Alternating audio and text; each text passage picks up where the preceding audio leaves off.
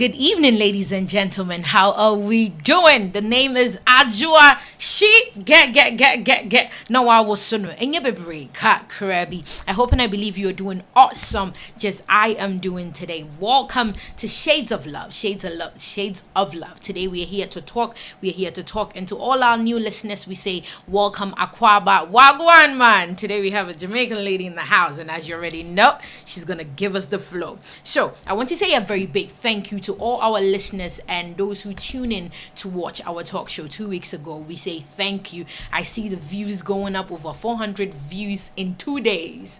Thank you all so much. Those who are sharing and commenting, please keep the conversation going. Keep commenting and keep sharing. And I'll also be giving our numbers so you can call in to give your comments, your views, and your suggestions about what we're going to talk today.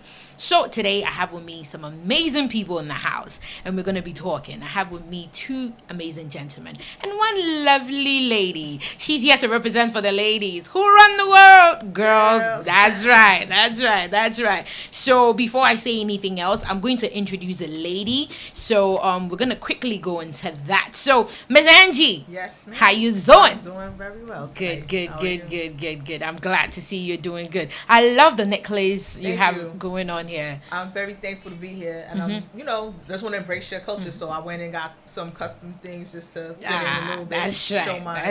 That's right. I love it. I see the Ghanaian ADINKRA symbols in there. It's very, very beautiful. All right. So before I move on, I'm gonna go to the gentleman. We're gonna start with Mr. Ronnie. What's up, boss? Hey, thanks, listeners, for spending time to listen to us. We pray and hope that we're going to deliver today just to bring change to your various homes. So stay tuned and let's do this. That's right. Stay tuned and let's do this. And then we're going to move on to the man right here. Mr. Maxwell, what's up? Nina. How are you feeling? Exactly. How are you feeling this evening? I'm very elated though. Very elated. Awesome. So, ladies and gentlemen, these are my guests for today. Mr. Ronnie, Mr. Maxwell, and then the beautiful lady, Miss Angie. Thank you all for coming in today to talk about today's topic. So, let me introduce today's topic.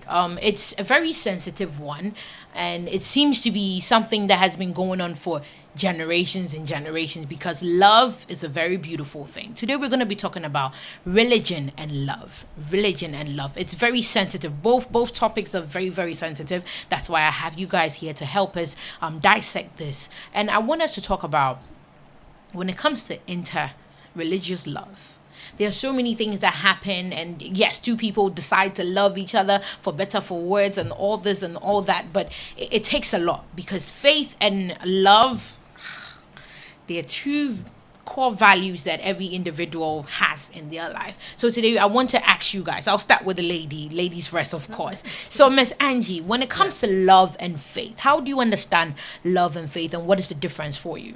Okay, well, love for me is kindness, compassion.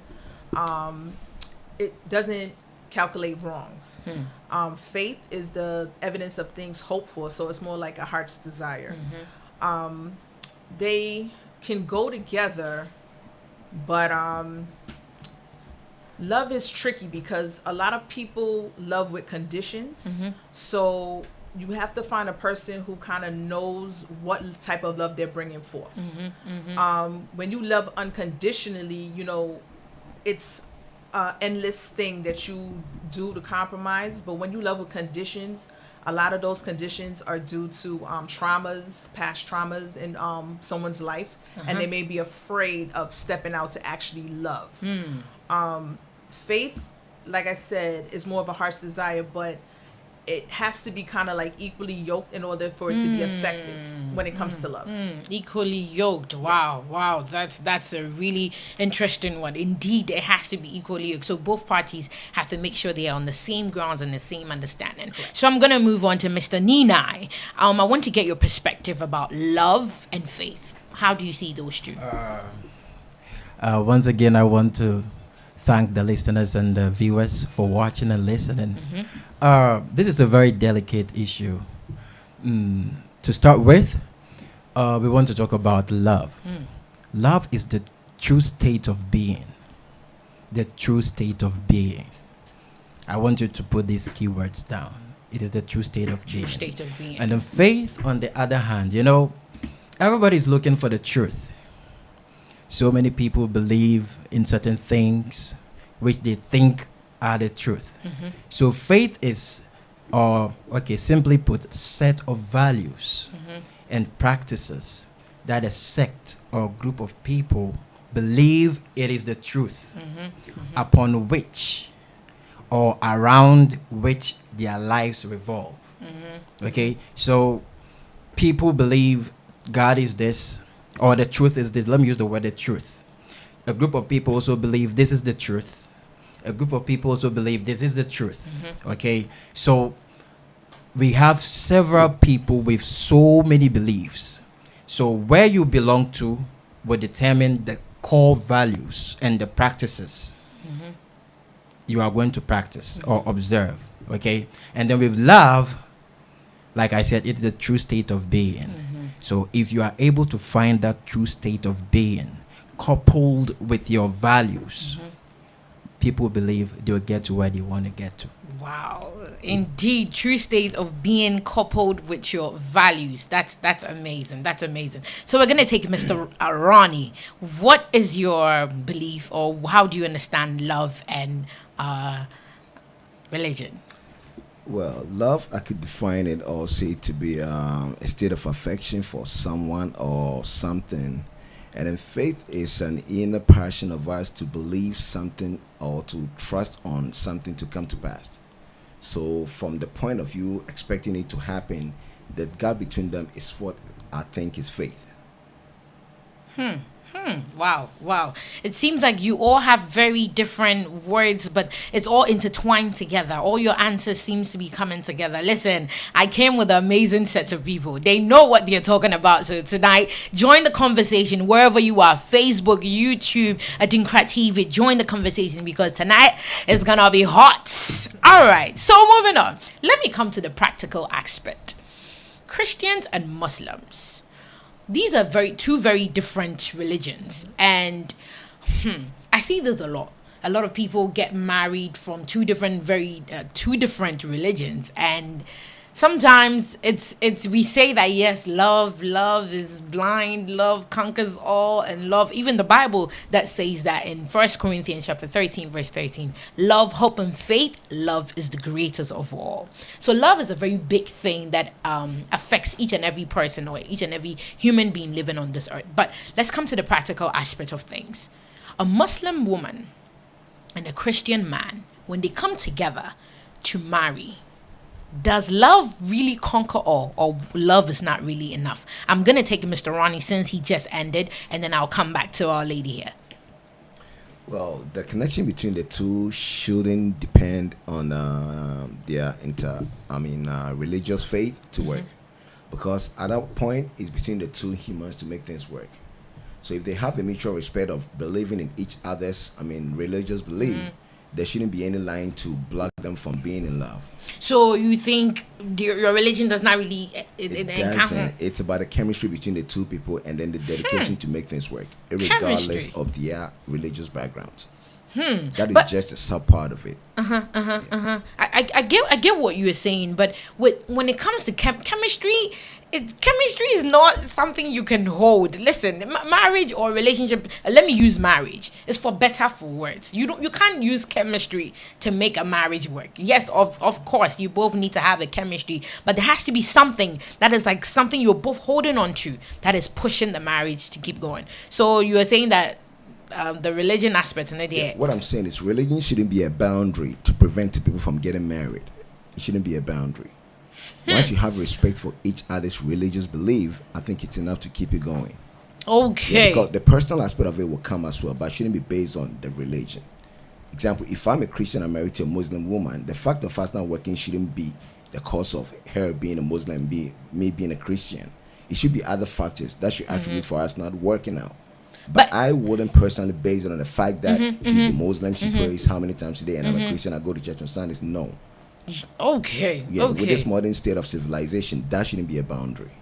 Okay, you know what? As the conversation is going, we're gonna come back to that. So I'm gonna take Miss Angie, and then we'll come back into that. What is your take on that? The Christian and Muslim marriage, is love really enough to keep the marriage going? Well, like I said earlier, love is about compromise, right? So because two individuals come from two different aspects, at some point you have to kind of give and take with both religions. So like I see some families who are Christian and Muslim, they will incorporate the holidays. Like, so if the Muslims is celebrating Ramadan, the actual Christian will actually join their partner in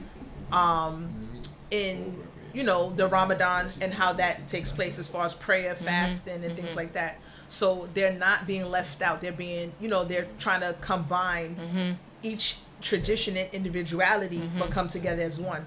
So even like further on, when they have kids down the road, you still want to give your children each aspect of Christianity and Muslim. If when they get older, they choose to choose a side, if that is what they choose to do, they have both ideals, because you know the Muslim ideals is a little different from the Christians, you understand? So just by that married couple giving a broader, I guess, opportunity of religion to the children, when they do have it, there's an option. But I think the key of making it work is to basically incorporate and learn about each other's religious beliefs and incorporate the traditions that they have, and then go far. Okay. I think I get where you and Mr. Ronnie are coming from, but I kind of disagree a little bit, because when it comes to children being in a family or in a union, it's a whole different ball game.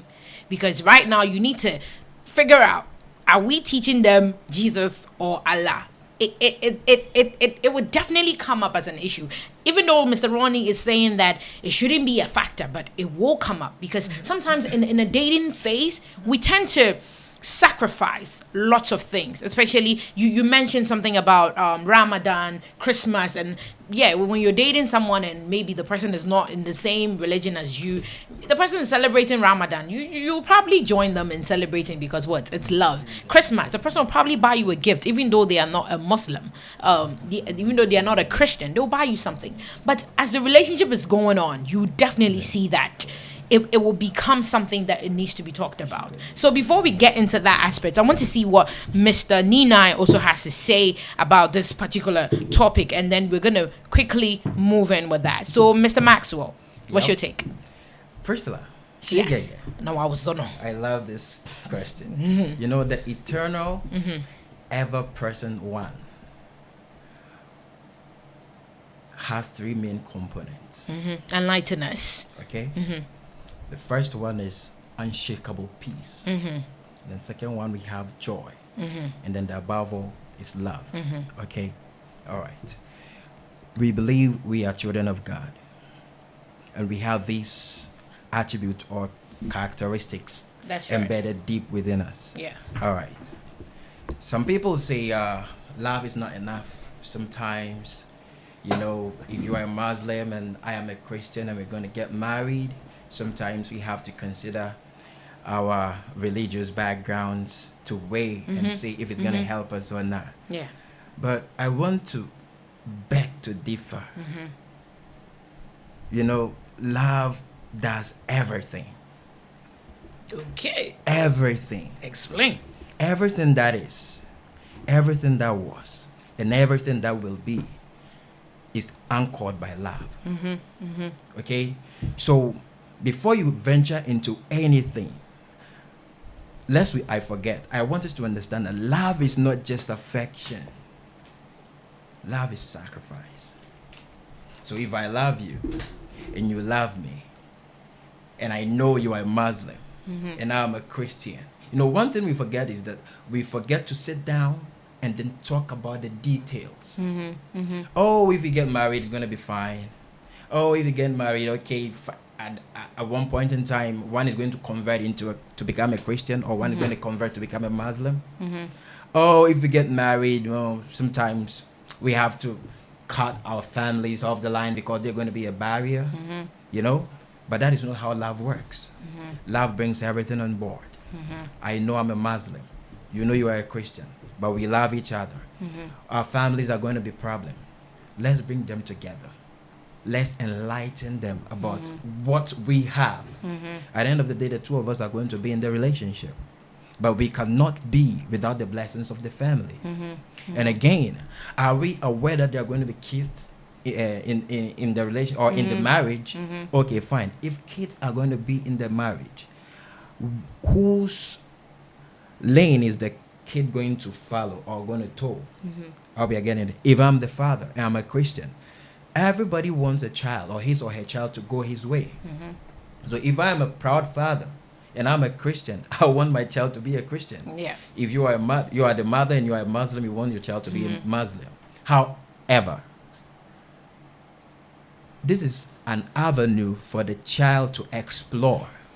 Because one thing I know is that everybody's exploring. Nobody has seen God before. Like that's why I defined faith the way I defined it.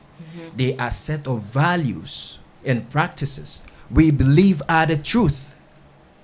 So those values and practices are guiding our lives. I hope you are getting it. So I believe if we sit down as a couple, we talk every detail, because love is commitment. How committed are you for the relationship? Are you committed to go the extra mile? Or you are just in for that affective part? Like, oh, I feel like this when I see you, my body does this or that. Or I just want to be cuddled. I just want to no. Yep. Love is deep. It's full of sacrifice. The Bible says, for God so loved the world, he gave. So are you ready to give? Are you ready to give your time? Are you ready to give your money? No. Are you ready to sacrifice? Love is selfless. It's not you.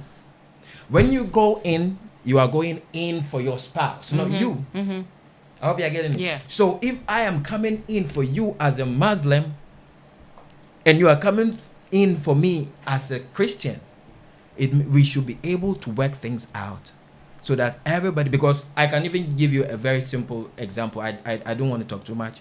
My sister got married Go ahead, my sister explain. got We married to love a personal Christian. experiences It's as a well. personal experience. My sister got married to a Muslim. She's a Christian. Really? Yeah. How is that going for her? They got married, they gave birth. So sometimes I sit down and then I look at the child.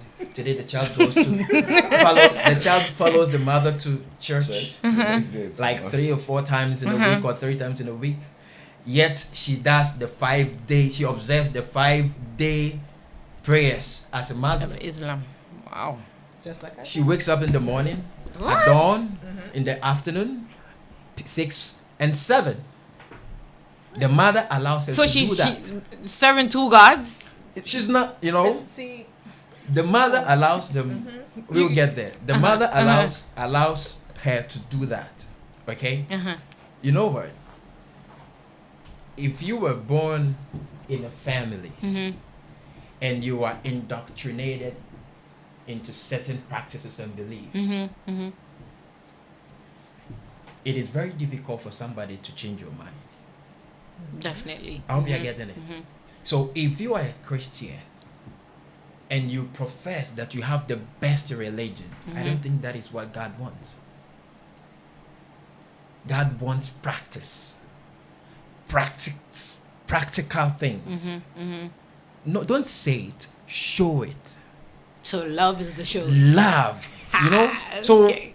the child, I just saw the way she was going through sometimes. So that's what I'm saying. If you are not ready to be committed to the relationship, because if you really love, you are ready to commit. But if you are not ready, if you have your ego, which is your false self, ahead of you, and then you cannot, because there's going to be a point you say, I am the man, so I want the child to be a Christian. It will definitely come up. It will definitely come up. No. In my sister's case, even though the marriage didn't work out, the child is doing the same. So I think it is Every day. Every day. It is an avenue for the child to explore, find God for herself, and then toe where she wants to go. Okay. Love does not force. Love is not forcible. No. Just allow it to flow. You don't force your God on somebody. No. Just let it be. And then at the end of the day, everything will be fine.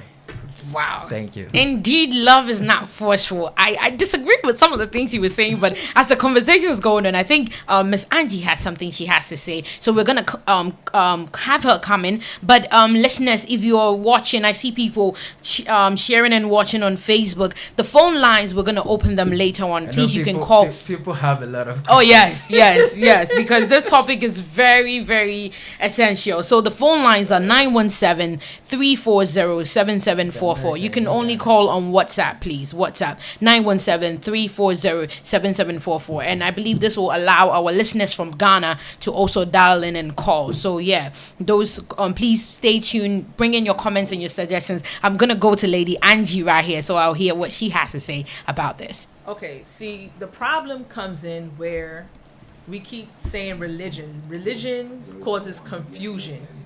If we look at life from a spirituality point of view and take religion out of it, it will work a little bit better, because you have to learn, as an individual, you have to learn God for yourself, right?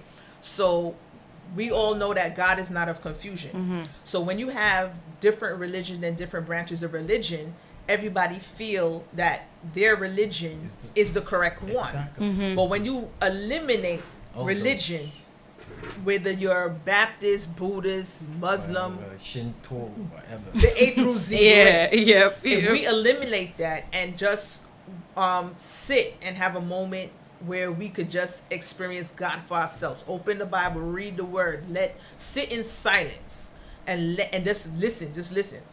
The Word, God will speak to you. But when you keep inviting religion, it becomes a problem. So like, okay, I grew up Christian. My grandfather was a deacon. 6 a.m.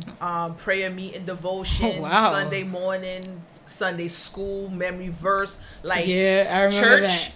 Now is not what it used to be for the children now. I don't see nobody doing recitations no more. We had to learn a verse from the Bible, repeat it, and know it by memory. You understand? I think some churches still do that, like their Sunday school. Oh, I've listened. Yeah, you haven't seen that? Oh, in a come to my church. long You're gonna time. see that. Come. So for me, on the aspect of looking at it from a spirituality, because okay, the Muslims call God Allah. We call God, but the actual name of God is Yeshua, right? So we call it according to what we are taught. But then when you do the research, you find out the proper names you should do it. But just because the Muslims call it Allah doesn't mean that they're not worshiping the same God that we call God or Yeshua. You can't look at it because we're dividing, which is where the confusion comes in. Okay, so it's like Allah's God. Who says that the name or how they worship Allah is not the actual God that we as Christians are serving? So like I said, if we take that aspect and leave it at a spirituality point, I believe that you will get more out of it, as opposed of bringing a religion. Because like I said, just like Brother Maxwell said, the sister was Christian and the husband was Muslim, but at the same time the child got the option to embrace both religions. Definitely. But as they get older, because they said in the Bible, it tells you train up your child in the way when she should go, so when it's older it won't depart from it. So as the child get older, the child is actually gonna go where the spirit is leading her and where it resonates more. So it may not be Christianity. It may be the vibes may be more to the Muslim side. The vibes. And the mother would have to accept that the spirit within her is leading her to follow the Muslim and to stay Muslim. When that child has kids and she brings Muslim to that child, that doesn't necessarily mean that the child is going to be a Muslim. It may be a Buddhist. So like I said, for us to be more enlightened about God, we just need to take the religion part and just make it a focus on God and getting to know God for yourself. Indeed, take out the religion aspect. And I agree with you on that aspect, because when Jesus Christ came, he didn't come for us to be creating Pentecost, the different kinds of churches we have now. But it has now created this sort of religion can be very dangerous. That I would say to that. But let's come back to this whole topic. Mr. Ninai said something. He has. I do not agree with a lot Don't of be things you have confused. said. Don't be No, I'm not confused. confused. I'm Okay. very, I was writing. So we're going to discuss that. Okay. But before we go into that, I want you said that we should allow them to explore. Can you hear? Yeah, I think your mic is working. good. Yeah. You said we should allow them to explore. I have a problem there because we are still staying on the example of the Muslim and the Christian. So in a home where it's both Muslim and Christian, you are not. It's if you're going to explore, it's only these two religions. Nothing apart from these two. And even that, I have seen friends who come from a home where the dad is Muslim, the mom is Christian, and there's this sort of confusion. They don't know where to go, whether they should go to church or they should go to the mosques, because there is not one identity when it comes to their faith, because mommy's doing this and daddy's doing this. All right, so it creates hold on. Okay. So it creates some sort of confusion with the kids. And when you're raising up kids, you do not want them thinking, you want one core belief. This is what daddy's saying, this is what mommy's saying, and we are sticking to that. So I want you to explain. Hey, stay there. So I want you to explain when you're saying explore. I think it creates confusions between both. But before you explain, I want Mr. Ronnie to also talk a little bit on what we were speaking, and then you come explaining that. So, Mr. Ronnie, Yeah, Wadana, Mendo, there we don't sleep. When it comes to this interfaith, I mean, a relationship between a husband and wife who doesn't have to share or be in one religion, I think it shouldn't be a die-cast, enforcement if they have a child to stay with specific religion as to having the child being saved. Like my brother Max said, it's time for them to explore, to know which faith they want to. And Angie even throwing in that they could start from being a Christian or Muslim and end up being a Buddhist. And there shouldn't be any restriction as from the parent to the child of which relation is best for them, because each and individual is looking for their own faith. So the parents should just let them explore. No, what I'm saying is, if you have two parents in the house who believe in Christian and Muslim, and the child chooses to have the other religion, he has every right to. Because you had a right to be a Christian, the other, parent had a right to be a Muslim. I disagree. And for that fact, the child also have to have the right to choose another religion that he believes that faith as to that religion will make it work for them. Okay, interesting. So if the child gets to pick, then that means the child, there's no authority in the home, because at that age, your parents, you do what mommy and daddy says. So if they allow you to pick whatever you want to do, in African home, does that work? I don't know about the Caribbean home, but I believe whatever mommy and daddy I will hold you to your own words, to the fact that if you say that the child is allowed to pick, if the child is not allowed to pick, then the mother or the father shouldn't enforce the child to choose any of their religion. That is faith or religion, because that aspect pertains to a child and the God that they serve or they want to worship, and nobody should be an influence to that. No, but growing up, you are under the influence or the authority of your parents. So whatever God they are serving, that is what you go with. You do not get to pick. That is being imposed on. Come in with the Caribbean. You think it's being imposed? Yes. Hey, blah. And he's trying to let me be a Christian. He's imposing it on me. It's up to me to have it and take it or leave it. So at the age of 5, 6, 7 years old, you feel like your parents are imposing their religion on you. You want to pick. No, that point. We're talking about the point of having the right to grow up, to have the freedom to choose. Okay. Let's hold on to that. I will take Miss Angie, and then we'll come back. We'll come back to you on that. So growing up, my grandmother was a Pentecostal, right?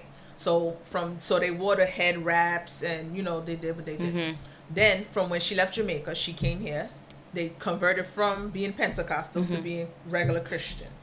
Now, she chose as an adult to leave Pentecostal, because when she came to the Christian side of doing that, that resonated more to her than the Pentecostal. So as we grow and as kids, I grew up Christian. Okay, did I have the choice to grow up there? No. But the concept was to have the foundation to know God. That was the objective goal. So now, as I got older, I took a break, because for me I'm not even gonna lie. She being real. Go ahead, girl. I took a break only because my grandfather was a deacon. So all I know is church. Okay. So being in a West Indian background, I raised with my step grandmother. So all I know is church, and how to be a housewife. That Oh, was my whole time. wow. So like where kids was out at the park playing and running and those things, that was not my experience. I was learning how to make sure I pressed the shirt. It had one seam. The pants had one seam. If it had two seam, I had to start all over, re-iron it, and things like that. So I was basically being raised to be a housewife with a Christian tradition. As I got older and I started exploring other religions, so I learned about Muslims. Is that for me? No. I learned about Rastafari. A lot of their ways and adaptation I still do today. Like they read 6 chapters a day. I do that. And I find that with that discipline, I was able to actually read out the whole entire Bible from Genesis to Revelations. I did it in about 3.5 years. So for me, with that discipline of Rastafari, because they read more, I was able to accomplish that. Whereas being just strictly Christian, I didn't get past Exodus 20. So Girl. I just find what works for me, and I don't just limit my spirituality to one thing or one concept of a set religion. So for me, I take part of my Christian upbringing. Yes, I use some of Rastafari. It helps me to get where I need to go. I do a little meditation. Like the Bible tells you, meditate on the word of God. So those little things, like, because now meditation is like a big thing now. Yeah. So now I just take a little bit of everything and incorporate it to find my inner peace and to find myself. So that way, when I do have a partner or do get married, I know who I am from within. Not necessarily meaning that I'm learning who I am through Christianity. If that makes sense. Okay. Wow. She just opened my mind to some very, very different perspective when it comes to religion. So you pick from the few and put it together to get to know God on your own way. That's very, very interesting. And I believe in America there's so many religions here. You can even pick anything and take it as your own and explore. All right. So coming back to Mr. Ronnie, before we went to Sis, you wanted to say something about what we were saying, or we should come back to just confirming the fact that you cannot force your kids to choose your religion at a certain age, because at that time you should have to allow them to break through, just to find their own ways to just establish something that they believe in. Okay. Love is not forceful, but you know what? Mr. Nina is gonna answer that question, but we're gonna read some of the comments. So Mr. Kimberly, Miss Kimberly Bender says, agreed. Okay. Isaac Obing says, I agree. Love is not forced. And we have, yes, our WhatsApp numbers. Please make sure you're staying tuned. Joseph Nomina says, Oman GYP, tell them my queen. Okay, you have a fan here already. Okay, tell them my queen. And Isaac Obing says, Theme, you could not have explained it any better. Who is Theme? Team. Oh, the team. Oh, okay. And it's like Theme. HETHEME. Yeah, Like that's a the theme. Yeah, theme. Oh, okay. All right. Yeah, that's it. Yeah, that's the theme for the talk show. Hey. Yeah, that's it. Thank you to all those putting in their comments and their suggestions. Okay, we are moving on. So we're gonna go back to Mr. Ninai so that he can explain what he means by explore. Papa, let's go. Okay, so point of correction. I didn't say we should allow the children to explore. I Okay, said so what it did you is say? an avenue for the children to explore. I hope Really? you get it. Okay. All right. So what I'm saying is that love is not forced. Okay. And if you are a Christian and your wife is a Muslim and the two of you are in the house and you have kids, it does not mean there are no values or there is no order in the house. Definitely. I hope you get it. And these values, listen, there is nothing beyond morality. I hope you are getting it. And every religion talks about morality. I hope you are getting it. The Muslim is talking about morality. The Christian is talking about morality.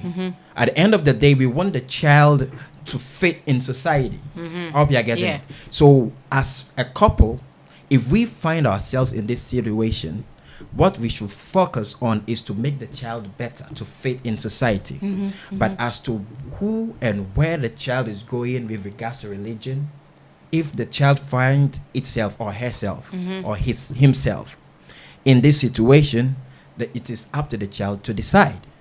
Because the child is fed with love in this situation. let's assume there was no buyout. Like the father accepted the mother accepted the father, and then the child grew up, going through like my niece was doing. The child grew up. Nobody forced the child, but the child, we should understand that religion, any or all forms of religion are conditions. They are means to the end, but they are not the end. They are directing us to know a certain truth, but they are not. But actually, not it. They are. I want you to get it. It's not the truth. It's not the truth. It is a pathway to the truth. Okay. Yeah. Right. I hope you are getting it. Okay. They are means, but they are not end. I hope you are getting it. So, if the child is guided by, everybody is being guided by these means. Yeah. At least, even an atheist believe in something. Yeah. I hope you are getting it. Yeah. Even, let me tell you, Christians have a problem. Our problem comes from the scripture. This is our problem with regards to these intermarriages. Paul wrote 2 epistles to the people of Corinth. Okay, the first one, that is the first epistle, chapter 7, verse 14 and 15, talks about if a man is married to an unbelieving wife, the believing husband covers or sanctifies the unbelieving wife. Likewise, if a believing wife marries an unbelieving husband, the believing wife sanctifies the unbelieving husband. Yes. I hope you are getting it. Yeah. That was what Paul said. When you read further, he said, so that there would be peace In the home. I hope you are getting it. And then the same epistle to the book of Corinth, the second epistle to the book of Corinth, chapter 6, verse 14 and 15, also said, do not be equally yoked with unbelievers. What has light to do with darkness? What has righteousness to do with unbelief? I hope you are getting it. So this is where we Christians are taking our quote from. And then we should also note that even in Christianity, we have denominations who do not even intermarry. As Christians, there are denominations who do not intermarry. Yeah. I hope you are getting it. So I just want us to understand that no matter how Christian you are, no matter how Muslim you are, no matter how Buddhist you are, you have your personal belief system. It is not everything and anything that is preached in church or at church that I absorb. No. But I go to church. The same man of God will come every day, but there are some things I disagree with him. I have my belief system. I hope you are getting it. Yeah. And these belief systems are from what I have received previously, currently, and what I perceive. I hope you are getting it. Right in your This make up my belief system. So if you say something and then I don't feel it in my belief system, even though we are Christians, I don't buy it. I hope you are getting it. Yeah. So it is good we have all these things guiding us to the truth, but it is better we get to know the truth ourselves. It's good that we get to know the truth ourselves. I agree with you on that point. So in getting to know the truth on your own, when you're in a home where you are young, I still want us to clarify that, because it seems like we are still getting to know the truth on your own. At that point, you are probably 18, 16, and you can think for yourself and you can figure out whatever you want. But when you're young, you do not have that option, because whatever mommy and daddy are practicing in the home, that is what you go with. So that's where I want us to clear, because if a child is in a home where the father is Muslim and the mother is Christian, there will definitely be conflicting ideas in the home. What mommy may say, let's celebrate, let's go do baptism. Daddy will say, no, I do not want my child being baptized in a church, because I'm not in a church, I'm in a mosque. And Muslims, for all I know, I don't think they do baptism. So these things we are sacrificing. Okay, Nina, come in there. I think you are taking us back. I said before the two of you get married, You have to have that discussion. you have to discuss it. No, I'm talking about now when the marriage is already there. Because Yeah, that's what I'm saying. there's so many couples who do not have this topic. it's not even talked about. They both know that, yes, we both have two different religions, but they're not honest enough to open up. That's why I mentioned sacrificial. Is it okay for you to sacrifice these things? All because what? Love Okay, so you is mean the greatest. if the people are already in it without and their children any, are coming, maybe yes. having any discussion about it, and then now they've reached this point, Yeah. definitely it's going to get to what So we are let's talking about. elaborate. Okay, but if it gets to what we are talking about, there's not going to be peace in their house. Definitely. Eventually there's going to be a divorce. I hope you're getting it. And then when you come to our culture, there are some culture. If I am Ms. Angie, I'm a Ghana in Ghana, and then we have the Akans. We told the patrilineal way. Okay, if I'm the father, we give birth. The child is it's Take mine. the father's side. Takes the father's side, and then the Akans, the child takes the mother's Matrilineal. side. All right. So this time around, I'm a Ghana and she's an Akan. She's a Muslim. I'm a Christian. I hope you're getting it. So in this situation, I want to take custody of the child, and she's an Akan. She also wants to take custody of the child. Aside that barrier, we have religion barrier too. Religion is also fighting over here, and even religiously, Muslims are patrilineal. Christian, I don't know if we share half and half. It depends. If it's worded, definitely we have to share. But one will definitely want to impose. I'm the man, I want the child to be.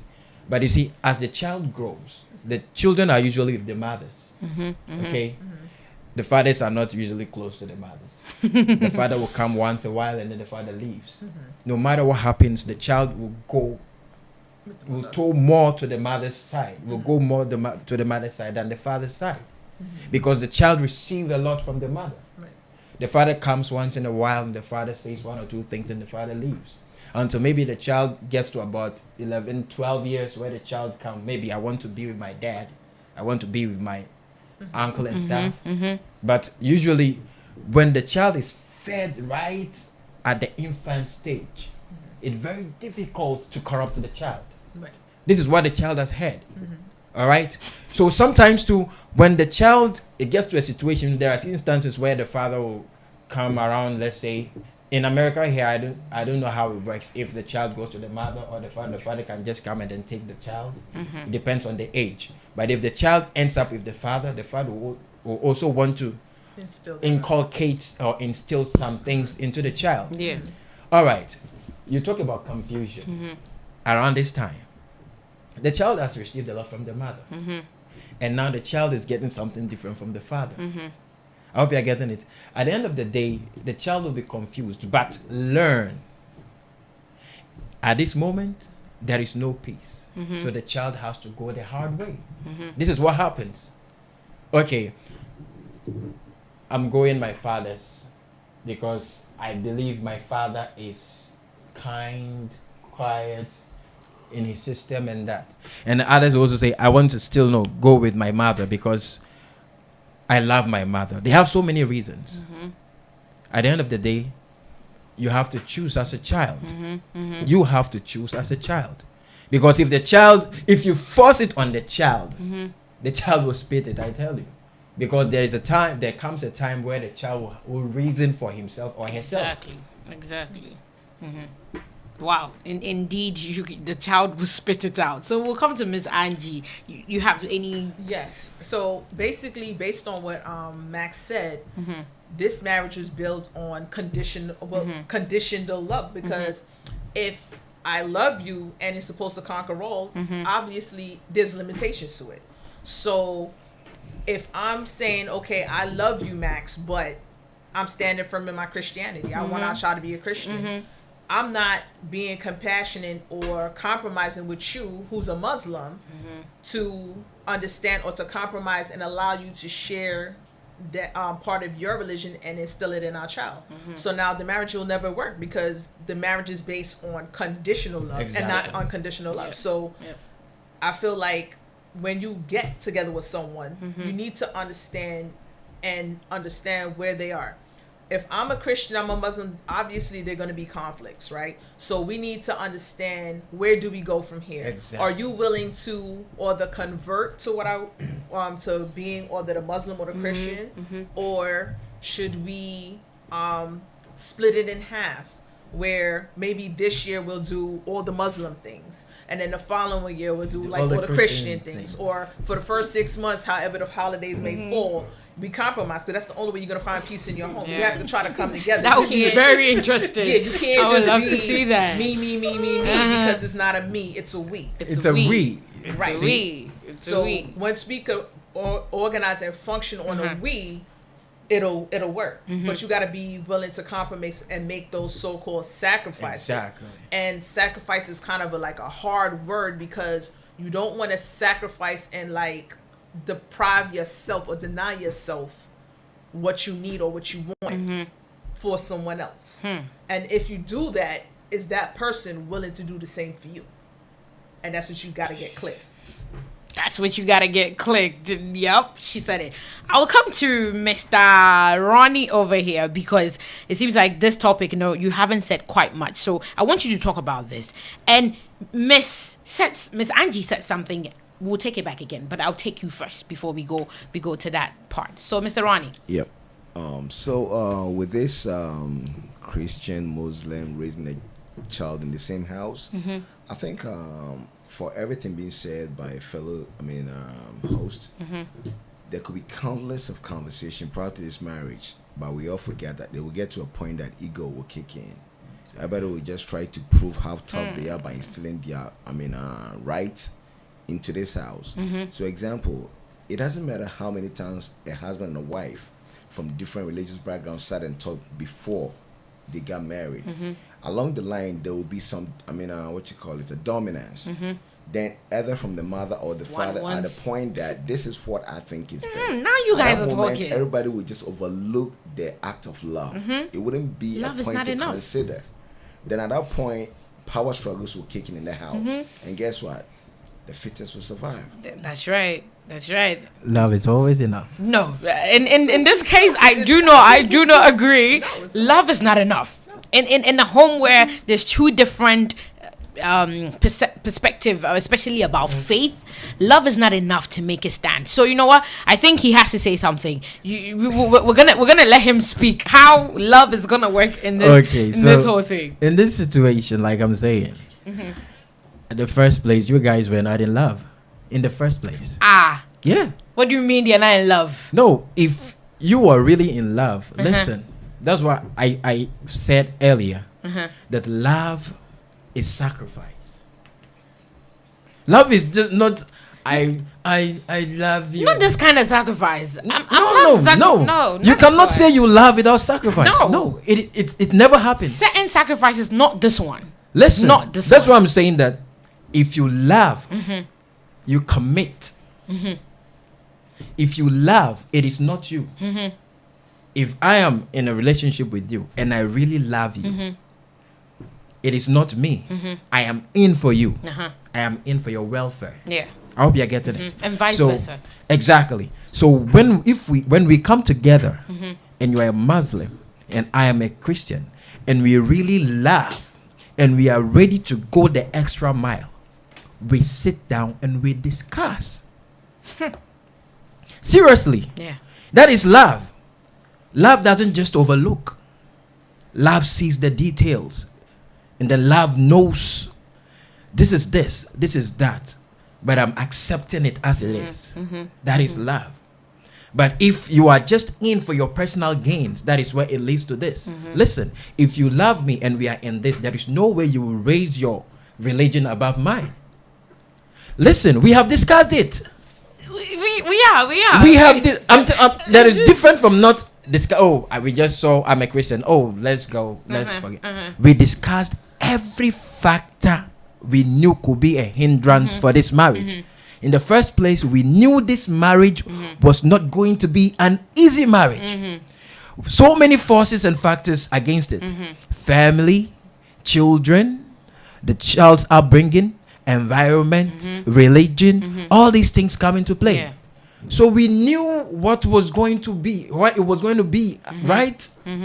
At the get-go. inception. Yeah. I hope you are getting it. So now we are ready for it. I hope you are getting it. Okay, maybe our families will not be the problem. What about the upbringing of the child? Whose line is the child going to be? Okay, let's discuss. Let's give the child the moral values, because I believe every religion has that moral values. Those values, there is no religion that will be against morals. In fact, there is no spirituality without morality. There is no spirituality without morality. No. That's No. true. What do you guys think about that? There is no spirituality without disagree. morality. You know what? There is nothing moral that is condemned in any spiritual. Yeah, of course. Morality That is is what upheld that is the meaning yeah. of the question. There is no spirituality without morality. I hope you are getting it. So let's feed the child with what the child needs to grow to become a Which better is person. the faith that I'm inculcating, and you know What that. faith? No, you have your faith. Uh-huh. I have my faith. Uh-huh. My faith believes in proper upbringing of the child. Your faith believes in it. I hope you are getting it. Okay, you take the child to church. When it's time for the child to pray, to go as a Muslim, allow the child to be. We discussed this. When it's time for you to go to church, allow the child to go to church. We discussed it. Now the child grows. The child has so I told you, you discussed it and then you made it clear and you knew that all these are means, but they are not the end. Yeah. I hope you are getting it. Yeah. So we are giving the child what will make the child better in society, morally. But spiritually, the child grows even with those moral things. I hope you are getting it. But when the child gets to the point where the child has to decide for herself or himself, the spirit and the love of the spirit will flow. Okay, no, I disagree. I definitely disagree, because I understand where you're coming from, and I do respect where you are coming from on that aspect. But I believe that if we get to pick and choose that, okay, we are instilling morals, but when it comes to the faith, we'll allow the child to pick. Then where exactly are we taking it? Because you did say that it is the path, and then the child will get to pick at the end goal. Because if a Christian is instilling the fear of God and Jesus, he's not telling you that. As a Christian, you know that it is not who converts a person to become a Christian. Of course, is God. Of course. You speak the word. It is the same word you are speaking to the child. That same word has to be inculcated at a very young age. You don't force the child. That's what I'm saying. I think. Hold on. Listen. Let me land. You don't force the child. No, we're not forcing. That is what I'm saying. Let's not use the word forcing, because when we say forcing, then that means by so all means the child has to take what we are That taking. is what I'm saying. So but in the home, the child is going to church. You inculcate the Christian values in the church. Because the child. That is what family. Look at this. Take it easy. The child goes to church, and the child gets the church stuff. There are some inculcation over there. The child goes to Islam, and the child gets the Islam stuff. It does not mean you don't give her the church stuff. But at the end of the day, if God wants the child to be a Christian, just like you going out, no. that is it. If God was the listen, hold on, you don't, no. You still don't we'll get come it. back to you. You still don't get it. Let me take Miss Angie, and we'll come back to you on that. Okay, where you trying to think about it, when you give the child the foundation of both religions, they don't lose that value. That value system is going to be with them from the beginning to the end as they die. So it's not about picking or choosing or losing the value. The values are always going to be there. Like, okay, for instance, like I told you, I was raised to be a housewife, right? Okay. You know what? I think we need to talk about that. This whole, I don't know, the black race, we tend to raise children, especially females. When you look at it in today's world, right? So, like I said, my grandmother always said, a man don't want you if you can't cook, clean, or wash, right? Miss Angie, can you kindly speak? Because our audience are saying they Your don't grandma quite hear. told you that because you are just a little girl. The truth is, a man cannot. I didn't even hear what she said. Hold on. Yeah, let her say it and then I'm sorry, y'all. So, okay, my grandmother basically said to me as a young girl growing up. Uh-huh. A man doesn't want you if you can't cook, clean, or wash. Oh. That was basically That is modified. that was like written in to stone. suit your right? age, but then Now in But the real thing is- 2021, yeah. women have their careers Sex, food, and all these and different stuff. things. So now being a woman that was born in the 70s and now living in this times, a lot of the things that I was taught does not apply now because everybody's doing their own thing. Yep. The women have their job, the man has their job. It's not necessarily that he's looking for me to come home to cook, clean, or wash. He want to know how much we got together to make this bill. Because today's society, we're not together for love. We're together for stability and financial needs. Yes. Yes. So yes. when we grow up and we have these values of religion, it doesn't mean because, okay, like I said, my grandparents is Christian. I was raised Christian. I adapt a lot of Rastafari ways. So not because I choose to adapt a lot of the Rastafari ways do I denounce my Christianity. I still have those values. I still work with them. They haven't left me. But it's just that I add something that makes it more stronger for me as an individual. So it's not that I'm picking and choosing wrong. It's more of I still have those core values and they still hold true to me. But That's exactly what I'm talking still about. need to be within me and with what my spirit speaks to me. So like I said, I can be Christian, but like I said, a lot of the values I gravitate towards Rastafari. So it's not that I'm denouncing it. I still hold. That is because you picked. That's correct.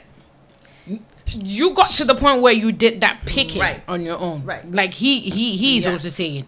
But I am saying that we tend to create confusions in the mind of a young child. No, they're not confused. Because we would say at that age, I have okay, because let you me gotta understand. Okay, Uh-huh. you gotta understand. What is being taught cannot be untaught like that. it takes time. It takes time. But if I know that, okay, the big thing, sex before marriage is wrong. We all know that. We've heard it Yeah. from time to time. But even though we know it's a sin, it's wrong, we still gonna make that decision and choice to do what we want, even though we know what's right. Yeah. Exactly. Not that we lost the value or we didn't care The about value what was is still said. there. We are still human and we make that choice. Everything we do is about a choice. Just like, we choose good order to do good things or the bad things. So everything in life is about a choice. So it's not taken away from what it is. You shouldn't be confused as to what you choose to be. And that's a whole nother topic. We're gonna stop right there. But that core value is still there. It's not gone. So it shouldn't. There's no real confusion because the child is never gonna lose what has been taught to them. And then you'll see that even though when they have their children, those still values are still going to carry on. It's just that child now, where there's 2 or 3 different kids, they're all going to have a different route, regardless of what we choose for them, because they're not making the choice for themselves. We're giving them the choice. So that's another thing we got to look at. You got to allow kids to be kids and still give them the values, but allow them to still be individuals at the end of the day. That's it. At the end of the day, they should still be individuals, but I do believe there has to be some sort of guidance because you cannot just give Nobody's taking away the guidance. Nobody's taking away the guidance. No. What you were saying, that was not what you were saying earlier. That was not what I you were saying said. earlier. She just said exactly what I said. No, she didn't. She just said No, it. she didn't. What No, I'm she saying didn't. is that they are in a house which has 2 different values. But if as a matter of fact, some of the values overlap. Christians, some of the things Christians believe in, Muslims believe in. Yeah, similar. I hope you are getting Not it. So what we entirely. are saying is that you as a Christian, you are giving, I'm the father, I'm a Christian, I'm giving the child the Christian values. I don't know what happens at the mother's side. However, I am not stopping the mother from making the child to believe in her religion. When the child comes to me as a dad and as a Christian, I will give her my Christian values. And then you allow the mother to also give. Why won't I? It is her child too. She's a child. That is where I'm. That is why I'm saying that it is. You cannot, if you are trying, if you You want can't to impose. if you want to impose, No, no, you if can't. you want to take custody of the child, like I am the man and I am a Christian, Islam is not good. No, At the end of the day, we want. That's where the confusion starts. At the end of the because- day, we want peace. Do we really? That is what we want. Do we Listen, really? in the Bible, in the book of Ezra, that is chapter 7, verse 3 downwards. Okay, God helped the people of Israel. They conquered about 7 tribes of people. And then when they came, God gave them instructions. And he directed them to do specific things. And one of those things was, do not get married to any of the Who's daughters not or in sons of From these Canaan. people. The reason being that your children might sway or move away from worshiping me, God. There is another problem Christians have. I hope you're getting it. But in this situation, that was why Paul said, for the sake of peace, as a Christian, I believe if my wife is a Muslim, I cover her up. I hope you're getting it. Listen, as a Christian, I believe I cover her up. I think that's That was what Paul's Paul said. perspective on That is his on perspective. But when you Exactly. come, That is his perspective. Yeah. Okay? Because at the end of the day, the harm has been done. We are married. already. The child has come forth. So what do? We don't want to divorce. You figure it We don't out. want to have a broken home. Figure it We out. want the child to grow and become a better person in society. Imagine we have broken up. Today the child is with the mother. We don't know what happens when the child leaves my side to the mother's side. I might think the child is with her mother, but she's somewhere else. I don't know. So everybody wants the best for the child. So sometimes it is not about us. You look at the child. This is the child. Let's allow peace to prevail. I will give her my values anytime she comes to me. But for your side, that is your problem. But I believe that what I give my child, the child is going to take it. And I believe that for me, God is not forcible. He knows his own. Forcible. He doesn't force. Yeah. So he calls you. So if he calls you by what I give you, because I believe I'm giving the right thing, at the end of the day, no matter what you receive from anywhere, you only add those values to what I am giving you just to make you a better person in society. That's it. Just to make you a better person in society. This conversation is very, very interesting. So we want to hear from you guys. Please make sure you are staying tuned to the conversation. The phone number to call and share your ideas, your suggestions is 917-340-7744.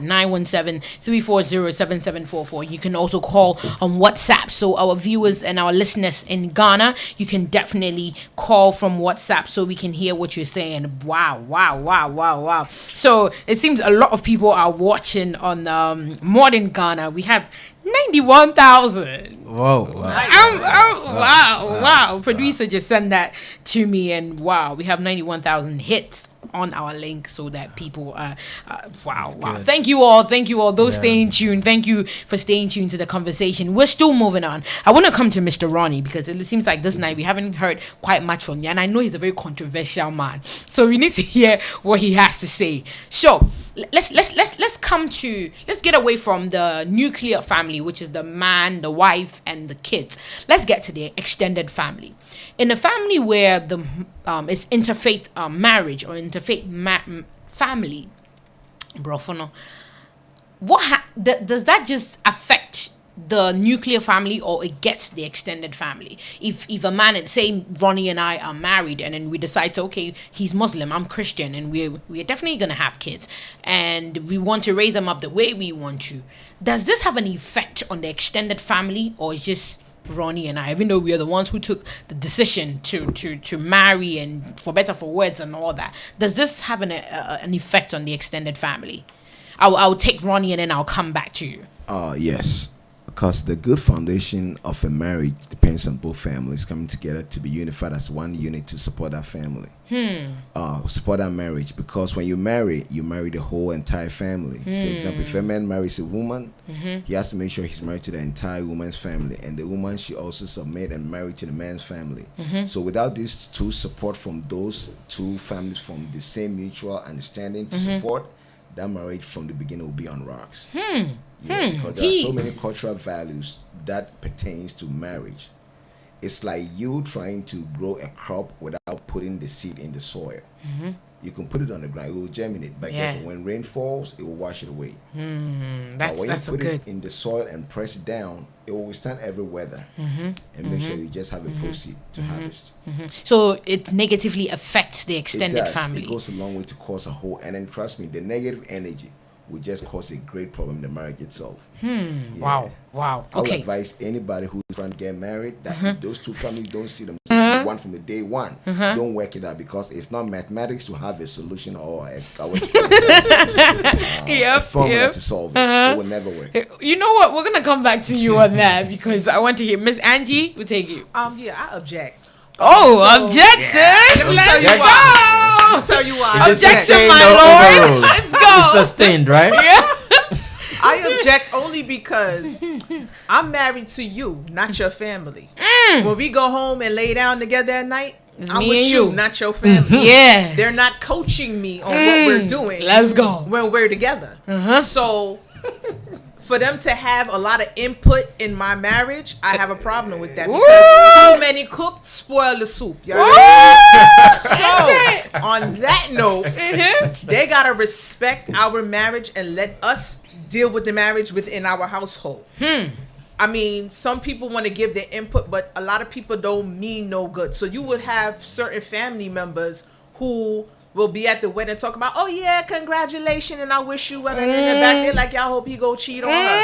So when it comes to that, nah, this is reality. Nah, this is real reality and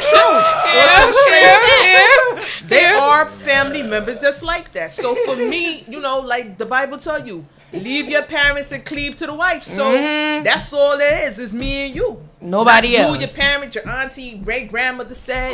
No. If we're raising our child and I'm disciplining it one way, when they go to your mother's house, however she chooses to discipline it, that's at her discretion in her home. But when I'm doing in my home, as far as discipline go, that's what I'm doing. A whole different ballgame. That's what I'm doing. That's what I'm doing. I like you for that. You know what? I think our African brothers are gonna disagree entirely with everything you just said. You see the way they are shivering over here. Our African brothers do not want to hear that at all. So you know what? But it's not about devaluing your family and how your mother is, right? Now for me, I can't do the mama's boy because like I said, I'm married to you. Exactly. How we're choosing to raise our child together, that is a us thing. When you want to incorporate everybody else opinion, shouldn't matter of what we're trying to accomplish and what we're trying to do, because at the end of the day, each family member done lived their life already. Who was married was married. Who marriage ain't work out, that's what it. So allow me and mine to make our mistakes and learn from our mistakes. That's just how I feel. Indeed, allow me and mine to make our mistake and work from our mistake. African brothers, what's goody? I want to hear what you both have to say on this particular one. So I'm going to take Nina. All right. So I think we have different cultures, okay? So the culture you are coming from, you have to honor it. Definitely. Are we getting it? As an African. He's speaking on the African culture. Yeah, that's what I'm saying. We have different cultures. But you're not marrying the culture. No, listen. You know that, right? The culture makes you. Definitely. But Yeah. I didn't marry on the whole. It's not all the culture in Ghana that we still uphold. Some of them we don't use anymore. The culture is your roots. Definitely, I agree. You are identified by your culture. So That's the truth. no, I Okay, agree so where with I you. am coming from, this is what goes on over there. That when two people or two persons are going to get married, it is not actually not the two persons. It is the marriage between two families. That's true. That is where I am coming from. Yeah. Okay, so from where I am coming from, there is the need for you to listen to both families. Because we know some families do not accept certain families. Some families will tell you, I don't like this person. Yeah. Don't go there. Where you are going, don't go there. I don't want it. So you have to listen. Because your family is your backbone. That is where I am coming from. So you don't just take or make decision. Okay, I've seen this beautiful flower. I'm coming to show her to you. This is who she is. traditionally, where I'm coming from, do your investigations about her, and then tell me what you know about her.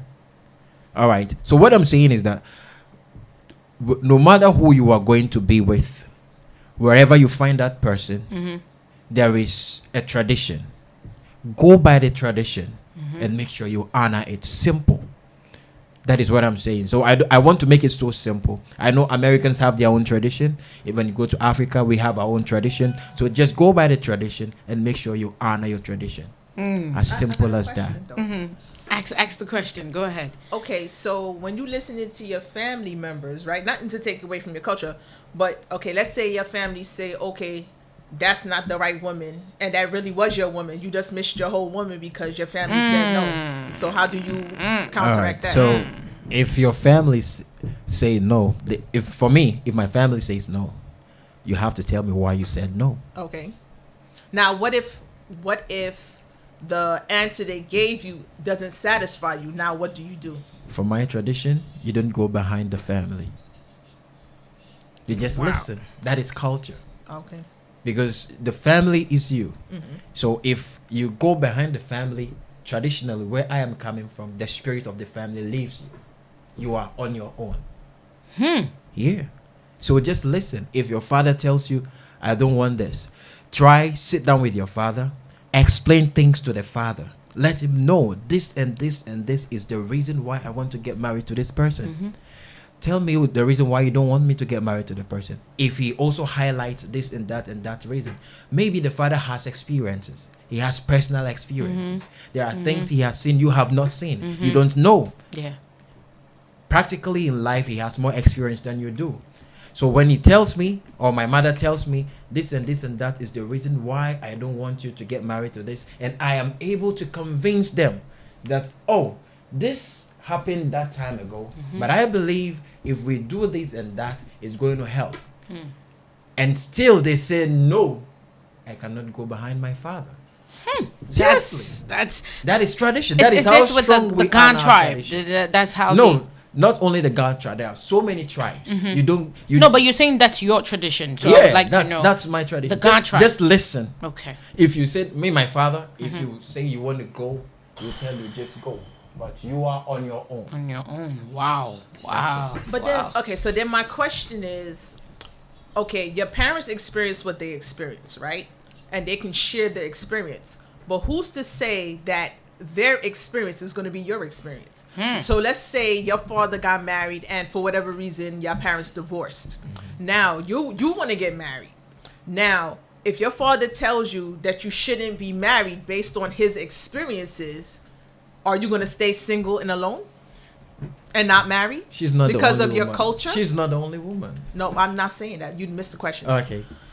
If your father's sharing experience, okay, now his marriage didn't work, okay, or whatever the case may be. Now he's trying to tell you shouldn't get married based on his experience because they're sharing the experience with you, is what you were saying. So now, if he's telling you like, I don't feel that you should get married at all because of look at how your mother and me was, how does that reflect on you if that's the case? Actually, his experience should be definitely different from mine.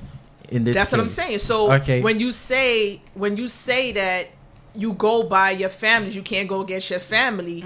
Let's say you really want to be married and he's telling you no. What do you do? Okay, your this question is very specific. Like my father doesn't want me to get married. No. That's an example because you're trying to say like the family basically. No, this example. Well, I don't think it's going to hold. Like my father will say I shouldn't get married. No, because I'm just going off of like the experience. The experience. What I'm saying when it comes to marriage, like maybe my father got married to, let's say, an American woman. Okay. And it didn't work out for him. Okay. And he gave me reasons why he think marrying an American woman wouldn't help me. Okay. And I also outlined my reasons. That then what you experience will be very different from mine. I know this lady. She's very hardworking, like she's got fearing and stuff, and I explain all things to him. And yet he says no. The next thing you can do is you can call. We have, in my tradition, there are other like the elders in the family. You call them, you report this and that is the reason why I want to get married to this woman. Okay. I hope you're getting it. They will summon the father, and then they will tell him why I disagree. So over there, things will be made clear. So fine. Do you really want to get married to this woman? Yes. Are you sure? Yes. Are you sure? Yes. After everything, now you want to get married? Well, now we'll back you. Okay. But you don't go behind your father and say, I will not listen to what you say. I'm just going to get married because I am the woman. We are going to be in the same house together. Not you. We are going to be to do our things together. Not you. No. So no, I wasn't saying it in that aspect. Not to say like you will go against it and go behind his back. I'm just trying to get it from an aspect of the experience part. So for the experience, you just want to make sure you are ready for what you are going in for. Oh, okay. So they will call him and he will tell them, this is what I think. This was what I went through and this was what I knew. So I don't want my child to go through. But if he insists, you guys are my witness. But I will support. But are you sure you want it? You said yes. And he said, okay, go for it. Okay. But there are sometimes the father will be so much adamant and you will say, even if in front of the elders, if you go behind my back, you are on your own. Very strong. That's true. I've actually been to a marriage ceremony where they did that. They were in agreement of it. She wanted it, and they told her, you're on your own. And listen, I think that's a topic we're going to discuss very soon in our next episode. But before we end the conversation, I see people commenting, but because of our time, I'll try and read them. But to my guest, I would love for you guys to give your last words in regards to love and religion. What do you have to say to someone who's already in a marriage where there's two different belief systems? What do you have to say to someone who's already in there, and to someone who's already dating and thinking of marriage with someone who's in a different religion? I would start with Ninai, since he just finished, and then we'll move to Angie, and then we'll come to Ronnie. So Mr. Ninai, if you're ready, the ball is in your court. All right. We just want to say thank you for watching us up to this time. But the little I want to say, I can say is, if you are in a relationship and you guys are from different faith and you guys want to take it to the next level, then you should know what you are going in for. It is not an easy thing. You should sit down, weigh, and then see the balance. Talk about everything. Don't assume you know. No. Just sit down, talk about the details. If you give birth, in case children come in, what will happen? Are your families aware? Because definitely your families will be coming from different faith altogether. Are they supportive of it? Are you guys ready to be committed to it? If you think you guys are not ready for these things, don't venture. Don't venture. It is not a good thing. It is not a good experience. I sit down, I see my nephew, and I think she's going through a whole lot. But actually she's learning though, but it's not easy. Okay? And if you are in there already, you need peace to prevail. Do your part as a Christian. Do your part as a Muslim. Do your part as a Buddhist. Do your part as any other religion. Try to inculcate the good values of your religion into your child as either a father or a mother. And then make sure peace prevails. At the end of the day, it is peace that we want. Indeed, peace prevails. We're going to move to Angie. What you have to say? Okay, so as far as relationships and dating goes, if you're from two different worlds, you need to be honest with yourself. Don't try to sacrifice things that you know you can't. The love is going to be there regardless of the fact. But like I said, you have to know what you can deal with and what you can't. You don't want to get married to somebody only to find out like, well, I sacrificed this because of you as far as religion goes. That's a no. Get everything down from A through Z. If you see that it's not even halfway on some kind of compromise, then y'all just need to go separate ways, because it's just never going to work. If you're in a marriage, you already in it to win it, and you got to come to some compromise or some understanding and make it work. And that's just the bottom line. You just That's gotta right. Make it work. Whether you like it or you don't like it, make it work. Mr. Ronnie, what do you have to say? Yes, for both sides, I would say there is this guy with 3-letter words, EGO, ego. It's the destroyer for everything. So for both sides, I would say just lower your ego, because in life, ego never accepts the truth. No. But as we all strive to see the truth, we have to let go of our egos and play our role as individual mothers or fathers to keep our home safe, just to have peace. As we all chase peace every day. That's right. Indeed, choose peace every day. Wow, wow. I've learned a lot from you guys. And I want to say thank you so much to my lovely guest here. Thank you to the lady of the house. You already got fans here on Facebook. Thank you. Thank you, Miss Angie. Thank you, Mr. Ninai Maxwell. Thank you. And also thank you to Ronnie as well. Yes, so indeed, thank you all for coming today. The conversation was very interesting. We didn't have time to do the phone lines, but please make sure in our next conversation you're going to be here. Stay tuned, and it's your girl Ajua She Get. Now I was crabby. And thank you all for staying tuned. It's ADINKRA Radio bringing you Shades of Love. Next week we are going to be here early. Next week we're going to be here 8 a.m. 8 p.m. Nobody's coming at 8 a.m. 8 p.m. to 9 p.m. So please make sure you are staying tuned. It's your girl Ajua She Get. And I also, once again, I want to thank my guest again, because this couldn't have happened without them. Thank you so much. Thank you. God bless you, and I appreciate you all. And also to you listeners, to you those staying tuned on Modern Ghana, watching from ADINKRA TV, I want to say a very, very big thank you for staying tuned. Share the conversation. If you have any other questions, please slide in my DM. Let's talk about it. I think next week I'll be going live on Instagram, because my Instagram followers are also asking how can they tune in, because some people don't have Facebook. They are modern people. They don't do Facebook anymore. So we're going to join with Instagram as well. So thank you all. And it's your girl Ajua She Get. No, I wasn't. Have a lovely evening. Have a lovely week. And always remember, love conquers all. Stay blessed. Bye-bye.